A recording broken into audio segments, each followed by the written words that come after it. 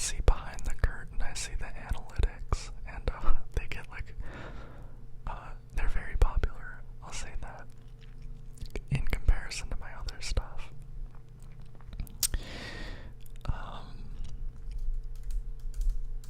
So, yeah, talking about how I've been, like I said, just been less enthusiastic in my free time. I've been playing far too many video games. I've always played games, but, I would play a couple hours here, and then I would put in work on some hobbies. I would go out dancing, see my friends, hang out, watch movies, stuff like that. And since this whole pandemic lockdown situation began, it was like, at first, it couldn't do anything, you couldn't see friends, so I was just like, well, I'm just gonna, you've got video games right in front of you. It's a very simple, enthralling activity, and I just pretty much got in a habit of like, there's no pressure to go out, there's no reason a lot of times to go out, so I just sit and play, and so I've gotten into a bad habit of using way too much of my free time doing that. Before the lockdown began, I was taking a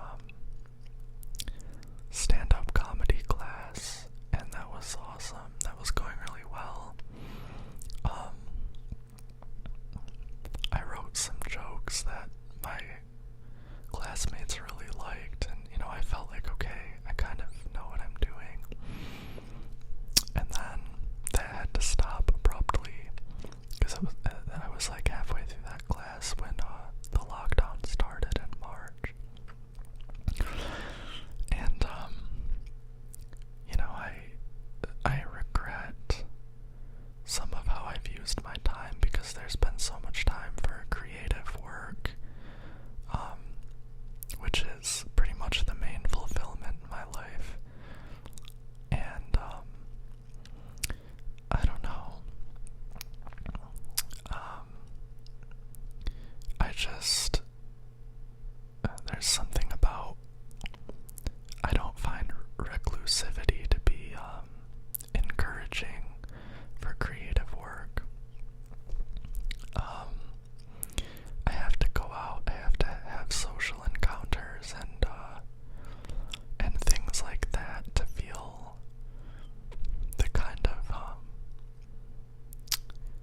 inspiration, I guess, to sit down and write. I don't know, when I make creative work, I have to feel like there's something's gonna come of it, and in this situation, it's like, who's gonna see this? Who can I show this to? What is this, if the pandemic hadn't happened, I would have been doing open mics and stuff, making a fool of myself, meeting people, hopefully making people laugh, stuff like that. I would have probably been less bashful about like my songwriting, and maybe sharing it with more people, maybe practicing my singing more, living in my house. This is something you have to have the will to overcome, but with me and my roommates, I don't really have a place where I can embarrass myself through practicing singing.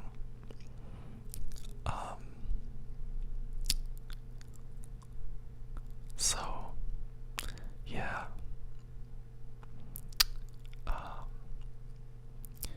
it's a lot. I do practice. I sing in the shower. My roommate is actually a really talented, really dedicated, hardworking musician,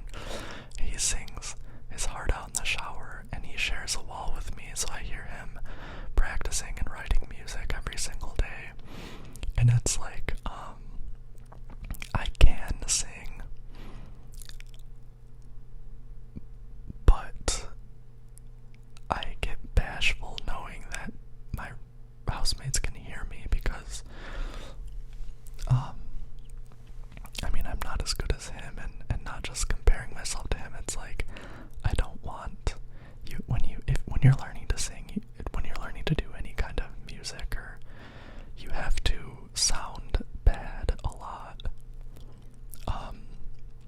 because you have to learn from your mistakes. And with singing in particular, you have to get very used to the feeling of your singing, and that means that you have to do a lot of bad singing to feel what's happening and like adjust and play around a little bit. And basically, it's just like, I have a thing. I don't want people to think I have an ego, or that I'm like, I don't know. But I think that's, I think a lot of people experience that. Like, there's a lot of blocks when it comes to confidence and taking yourself seriously in any creative pursuit, especially when you're a beginner. Like, you hear a lot of people talking about, they have a problem. It's very common where they won't persist in doing something that they're not immediately good at. And it is, especially like when you're not a teenager or a very young adult anymore. When you're like a teenager, you're in college, you're surrounded by people who are young and learning and have had just a little bit of time. And then you really have time to get your skills up. And so when you get a little older, like I am, and you're trying something new that everyone around you has done for a relatively long time, and you're new at it, it's like you're not in the phase of life where you're expected to be kind of a beginner, or where your life isn't dedicated to practice and taking it seriously. It kind of takes on the status of a hobby. I bet some of you have experienced that with something. And much as I know this,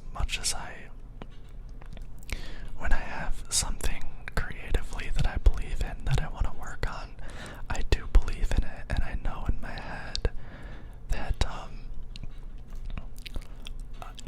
I believe in this, and I have to do it, and I'm going to do it, and I have every right to take myself seriously. It doesn't matter, it doesn't matter if I come off as overambitious or overconfident. I have to be self-aware about it. But if other people see my earnest attempts to practice or learn something, and they interpret it as overconfidence, that's sort of their viewpoint. That's sort of their problem, not really mine. I know that in my head, but that's a problem everyone encounters. You can know the right thing, but that doesn't always mean that you're gonna act by that. You have to really slow down and think about it and kind of gain control of your thoughts. Yeah.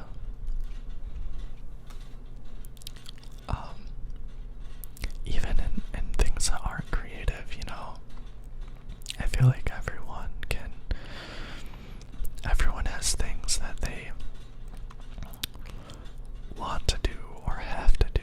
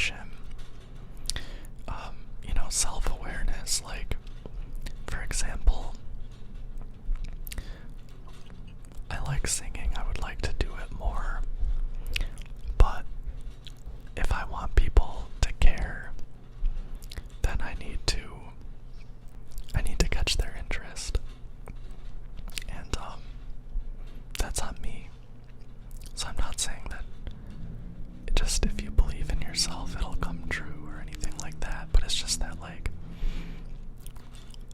if you want to do something, you have a right to try it and pursue it and practice, and at least to see if anything comes of it. That's one of the things that's been going through my head a lot in quarantine, and that's why, I'm ambivalent about all the gaming I've been doing, because while gaming does, like, stimulate me intellectually, and gaming is always, I think it's like I think it really helped me develop my imagination as a kid. Games can be bad, can promote kind of bad habits and thinking in many ways, but also, like, when I was a kid, I would play video games and then I would think about, I would, like, write. I was a writer. I would, like, write stories. And my way of understanding narratives and, like, ideas and stuff was in games I played, because that's where I found all my coolest ideas. And, I don't know. It's just like, if you're into movies, I was into, like, books and movies a lot too. I always thought of myself as wanting to grow up to be some kind of creator, some kind of artist. But the other side of that is that, like, you're really not, like, making anything of yourself just by playing the games. Like, if it gives you inspiration, you need to integrate that into stuff.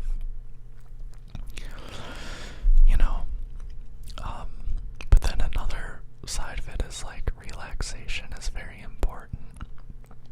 Like, if you're grinding every single day without keeping your body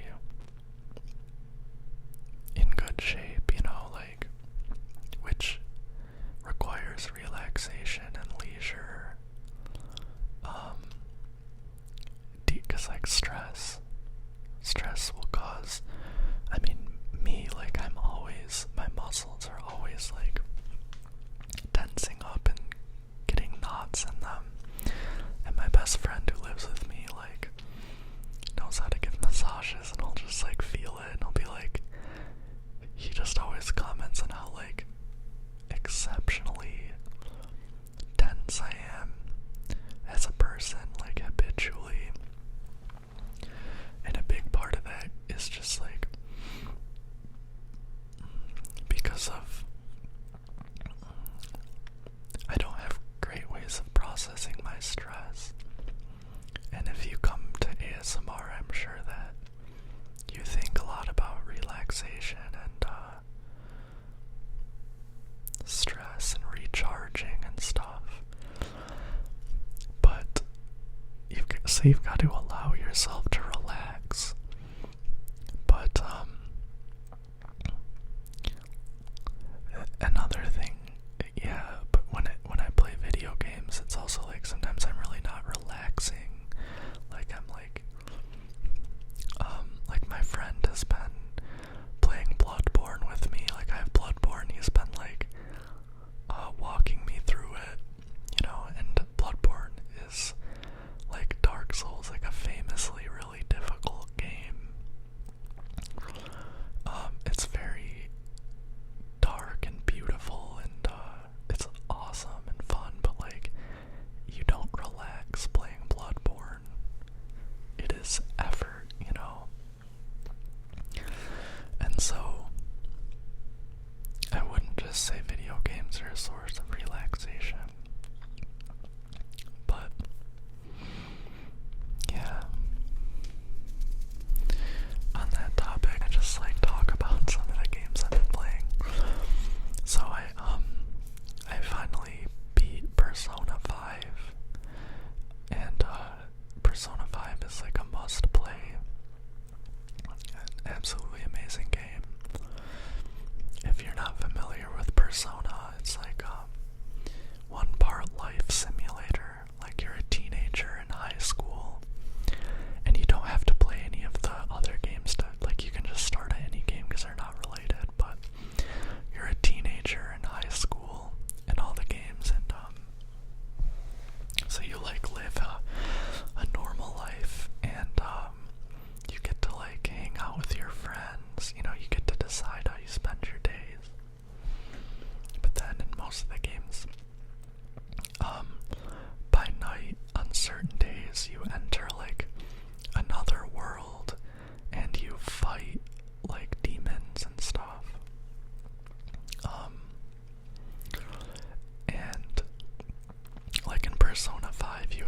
these like mental palaces of like kind of like evil, powerful people.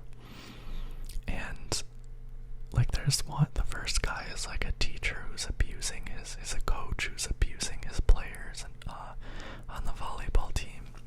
And so you enter his mind, which is like a castle, and you have to go in there and steal his distorted desire, like, which, you know, causes him to be like a megalomaniac and an abuser, and you have to go in there and steal it, and that causes him to lose his distorted desire and to like reflect on his actions and come clean and confess his evils and apologize.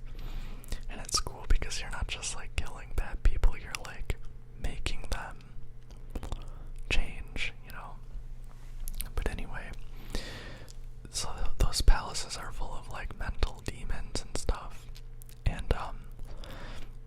the combat is like, it's like turn-based, like a RPG, it's a Japanese RPG, and you have to hang out with your friends in the real world and deepen your friendships. And as you deepen your friendships, you gain new abilities, and you it makes your summon monsters stronger, because you fight with summon monsters, not just like with a character. But yeah, I've been playing that a lot. It's like a really artistically good. It has an amazing soundtrack with this like, it's like acid jazz with this amazing like jazz singer who sings in a lot of them. It's a really comfy game if you allow yourself not to get too caught up in perfectionism and completionism. Because like if you get caught up in like completionism, you have to think like every day about who you're gonna hang out with and choosing the right dialogue options and stuff, which is my problem. Is like I'm a bit of a completionist. But yeah, I've been playing that. Like I said, I've been playing Bloodborne. I can't play that one every day. Like, I have to really devote time to it. That's why it was cool playing with my friend, because it's like, we're gonna hang out. You know, this is what we're gonna do when we hang out. It's not like I'm like alone trying to chill. I've been playing Dragon Quest 11, which is an awesome JRPG. Now that one is a very relaxing game. It's really cute and very, very pretty. That's my roommate.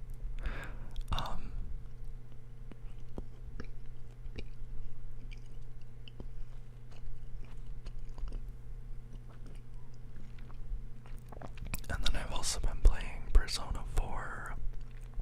And then I started up Final Fantasy 14, which is also a very relaxing game. I have a little Lalafell, these little short guys, and he's a conjurer, which is like a magician that focuses on healing and like elemental magic, and that game has such a soothing soundtrack. If you're into ASMR, or, you know, if you want some relaxation on YouTube, listen to the Final Fantasy 14 soundtrack. I started out in Gridania because of my conjure class, and it's this beautiful little woodsy area. But yeah, no, that one is genuine relaxation.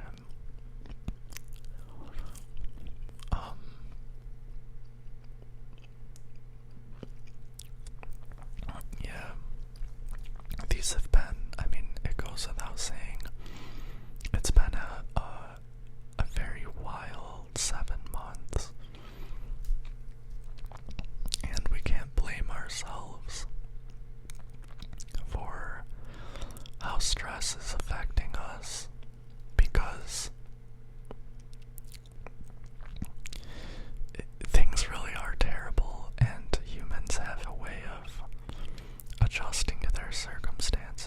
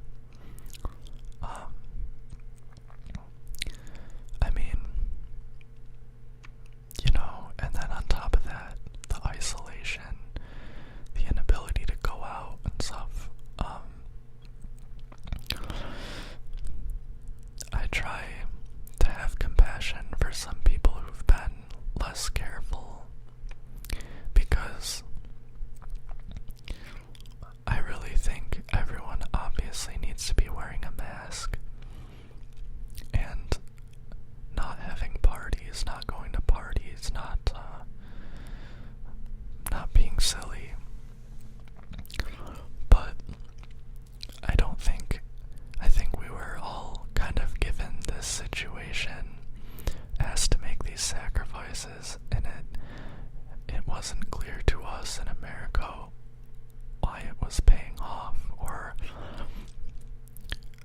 you know, when this was gonna end, like how our actions were gonna help. And really, I don't want to get into like stressful or political territory, whatever, but really, like, we only had so much responsibility here, and you know, this thing could have been crushed a long time ago, and it's not our fault. It wasn't. Even though we can and should do what we can, which is wear a mask and social distance and all that. Yeah. I don't know. I thought with this ramble, like, I'm talking about myself a lot, but I like hearing people talk about themselves. Like, that helps me when I'm struggling, because I always find that people are, like, so many people are struggling with the same things as me, and, like, I don't want to be alone. I don't want to feel exceptional in my struggling, and I also want to know how other people deal with these things, you know, and like how other people see it, because I don't know, I'm always really humbled by other people's wisdom. Like, I always hear, I like to hang out with people and be friends with people who like impress or maybe even intimidate me with regards to like their character and qualities, because then it kind of makes me reflect on what I think is virtuous in a person, and also just like what people need to do to keep themselves going. Like, I've come to respect my mom a lot more in a way I didn't when I was younger, because when I was a kid and a teenager and a young adult, obviously I hadn't been through like just the existential and the material things that adults go through. Like, you know, you start going later into your 20s and it's like, okay, this is like, this life can feel really lonely. We can feel really lonely. Like, I don't know where I'm going, what I'm doing with my life, what's gonna happen, or if I should be doing anything differently. And I remember 4 or 5 years ago, I was like really going through something with like a romantic partner, and I called my mom and I was just talking to her about like how she's gotten through stuff, and she was just, when she was talking about it, I was like, oh, these things I'm feeling, which feel catastrophic to me, and like I feel like I'm gonna break under the weight of it. I was like, oh, my mom has been through this time and time again. And I never saw it that way. I was never like, oh, my mom experiences the same pain I do. And you know, I always thought I was like smarter than her and whatnot. And then I was like, but you know, she did this and her mind is strong and she had to like learn these things. And I remember her telling me, like, one of her pieces of advice that I found beautiful, but like kind of humbling, and was like, you know, like, just go outside and sit and like look at the turtles and animals, just like look at the animals. And that's what she does. She lives in an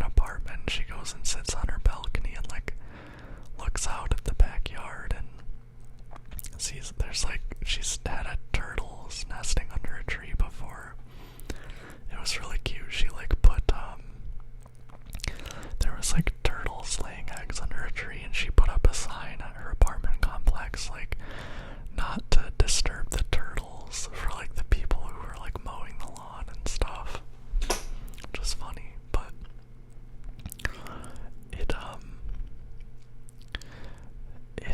just was like, okay, so it was like almost religious. It was spiritual or something. Like you have to like humble yourself before the world, and sometimes sit down and just like look at the animals, and your problems aren't gonna go away. You're just gonna like see the world around you, and maybe in a way that makes you you just have to be confronted with the fact that there's a world outside you, and that's both terrifying and freeing, in my opinion. Like, if you sit there and you look at the birds and the turtles and these things that don't care about you, and I don't mean that in a negative way, it's just like all this stuff that seems so important to you, there's creatures all around you, like living through things and making a place in the world and dealing with the hostilities of the world, and also sometimes, maybe many times, feeling very right and in place. And there's things you can control and things you can't. And that's just what it is it seems like the elders I've talked to have all learned this sort of resignation. Not like defeat, not like giving up, far from it, but they've learned to resign themselves to their circumstances, and that frees them from the worry that they might not be doing the exact right thing to get everything they want, because that's just not how the world works. But at the same time, they do have to take responsibility for their lots in life. They have to recognize what they can do. Everyone is dealt very different cards, but you have to know like what cards are in your hand, and you can resent other people for having it better. That's completely normal.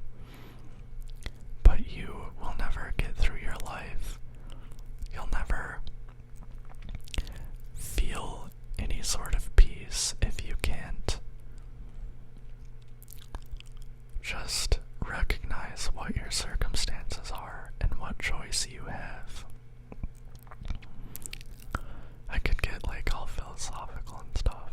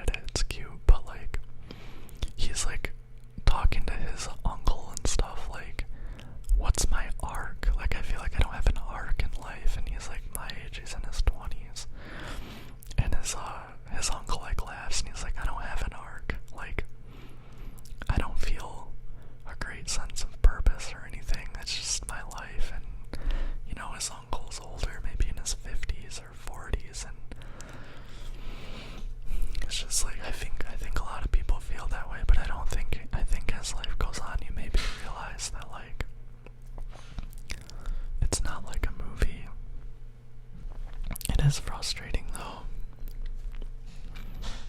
Like, I'm sitting here talking about my problems right now, and they are largely like existential or,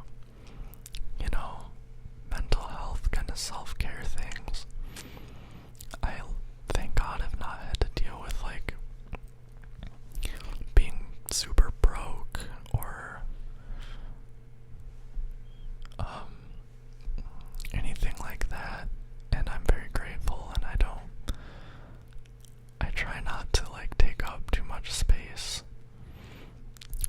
when other people are talking about their financial struggles and health and struggles like that right now, because I have it pretty good, but it doesn't mean I don't have problems.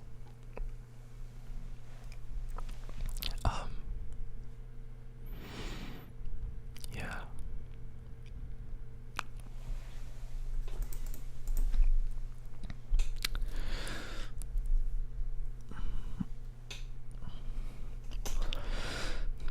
But yeah, I think I'm like, I talked about my depression earlier. I'm just hoping these are things that like, I think a lot of people deal with these things, but I have trouble with like focusing and getting things done, because my brain is like, gets very scrambled and stuff, and like when I think about doing a task, it can be very daunting, even a very simple task like sit down and play the piano, and then my mind builds up all these things like, I don't want to sit there and like, I can't be good at it immediately and sit there and stress myself out and like think about how bad I am and whatnot, and then I think about that and I don't even start. I have that problem. It's like, I've always wanted like kind of a spectacular life. A lot of us do. And like,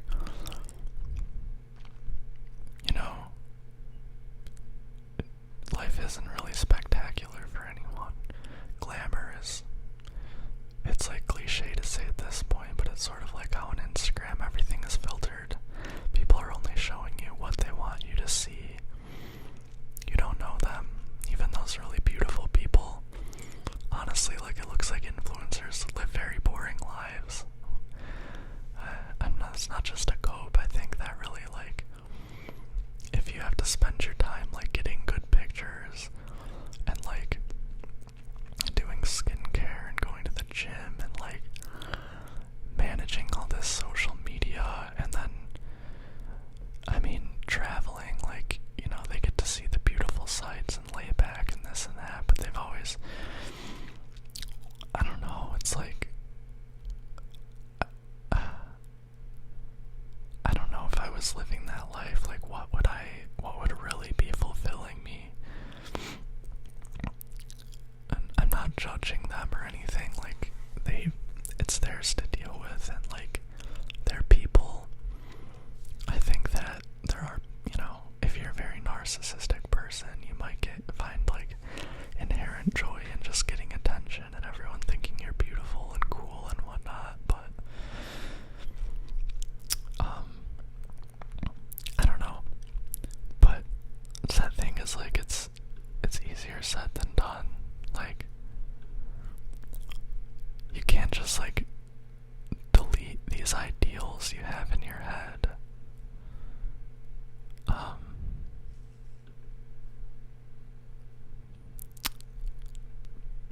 And yeah, I guess when you kind of humble yourself, when you kind of recognize that fact that like nobody knows what they're doing.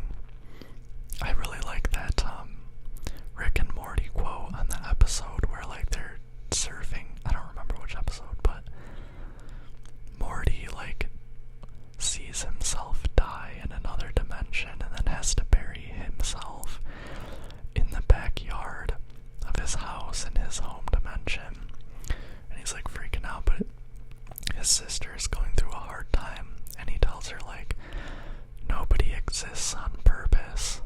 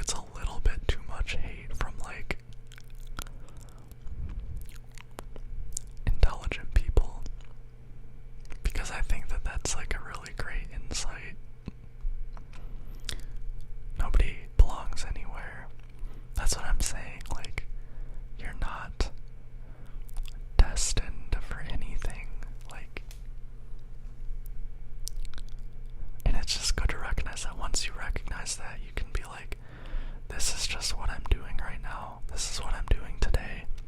This is what I want. This is what I have to do. This is how things are. You know?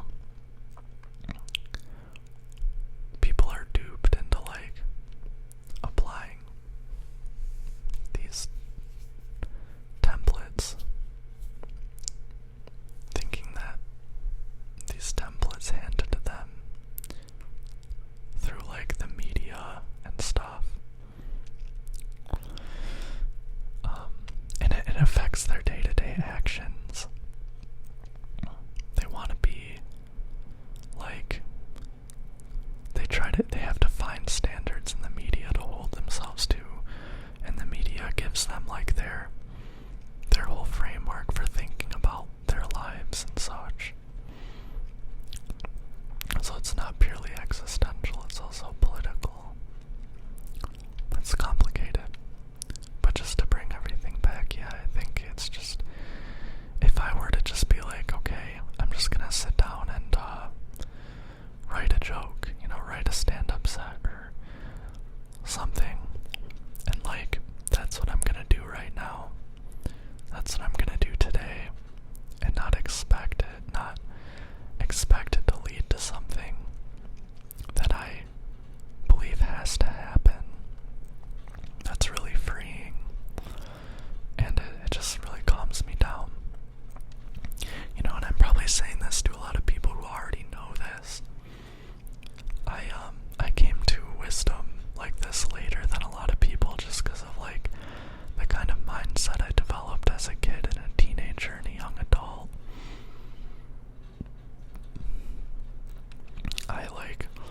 I was always upheld as one of the smart kid in my family, and I always wanted big worldly things for myself, and I went to university, and I went to a somewhat prestigious university, and I just got all these highfalutin ideas in my mind, and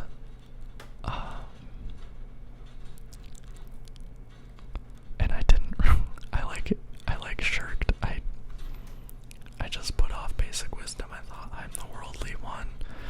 I'm the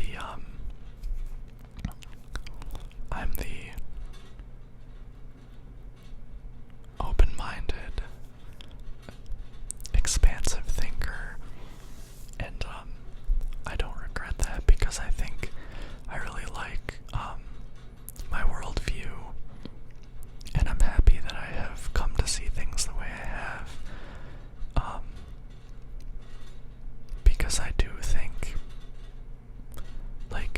that's good in itself, but it also means that I sometimes became arrogant and didn't recognize that the people, for example, in my family who I thought were very wrong about a lot of things in their worldview, also had to live in the real world while I was still in college. College is the real world, but you know what I mean? They had to work and do things that I didn't have to start doing until after I graduated. And I did work in college, but they had to live and work, and they weren't thinking about lofty things all day, every day, and surrounded by careerists and people with intellectual pursuits who, it's good to have those, but when you're in college you have this weird vision of what it's going to be. It doesn't really amount to anything, I'll tell you that. Very few people have the type of success that their idealistic college mindset leads them to expect. So I don't want to seem condescending with this wisdom I'm sharing. It's most of you probably already are very humble and purposeful people who care about things larger than yourselves. Many of you are parents, which is a level of self-sacrifice I do not have, and which my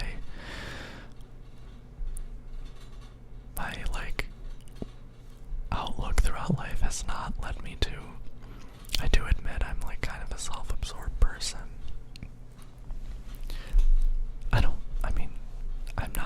think overall I'm but there are parts of me that is, parts of the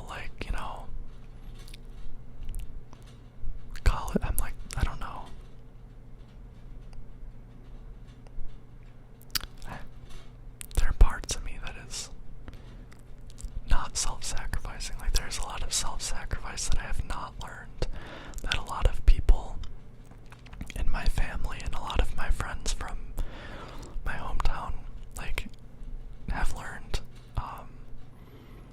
And I guess, yeah, and a lot of my friends around me and just everyone I know,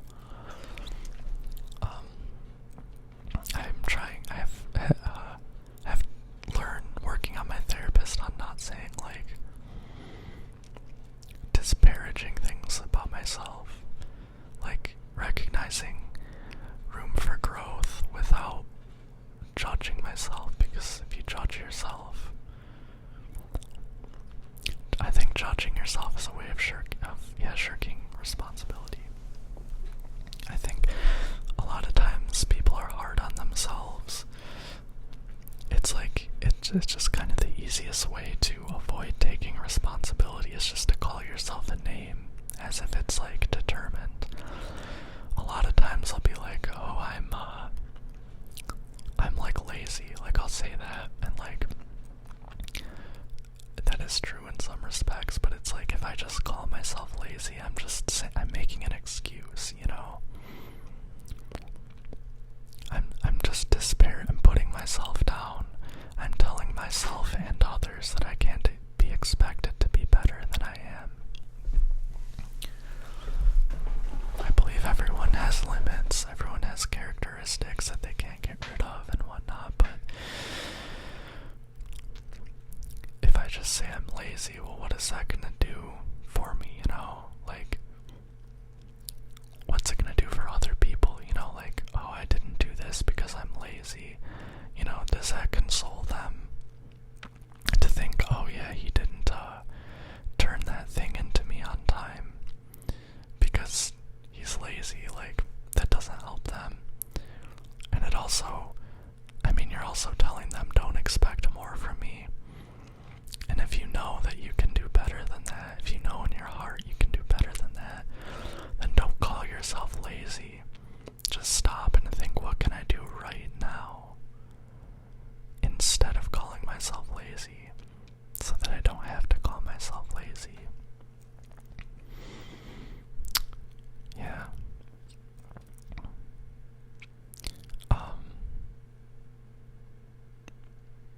This is... I sat myself down to do a ramble right now, and I did not know what was going to come of it. And it's funny, I learn about myself from doing like recorded ASMR rambles. Like, when you make these, if you don't make ASMR, it's when you make these things, you have to like edit them and watch them all the way through. So I end up watching my videos like 2 or 3 times after I make them. Effectively,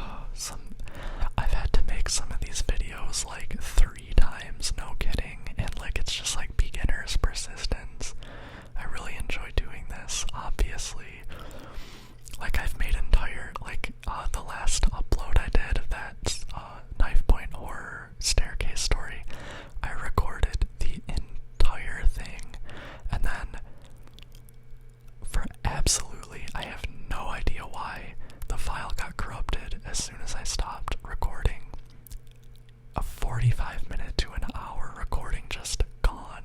And I was like, not this again. Because like when you get a video recorded right, like you want to avoid having to do any processing. Like me, I don't do very high production quality videos, so like I record my video, God forbid my camera, I use my phone as a camera, like goes wrong, which it does sometimes, or my microphone, something messes up, or I have to do multiple segments because then I gotta string them together, and like using programs to try and like fix and edit your videos. I ideally get one take, I upload it to YouTube, and I use YouTube's editor to just cut it, cut out the parts I don't want, ideally. But when I was first making these things, I remember when I was using my HP laptop, like to get the sound set up on that thing, I had to download a mixing program to like copy both audio channels. Like the first few videos I made, I would record like a 20-minute video, and the whole thing would only be in one ear. And I just made an entire video, and like I'm trying to figure out how can I like copy that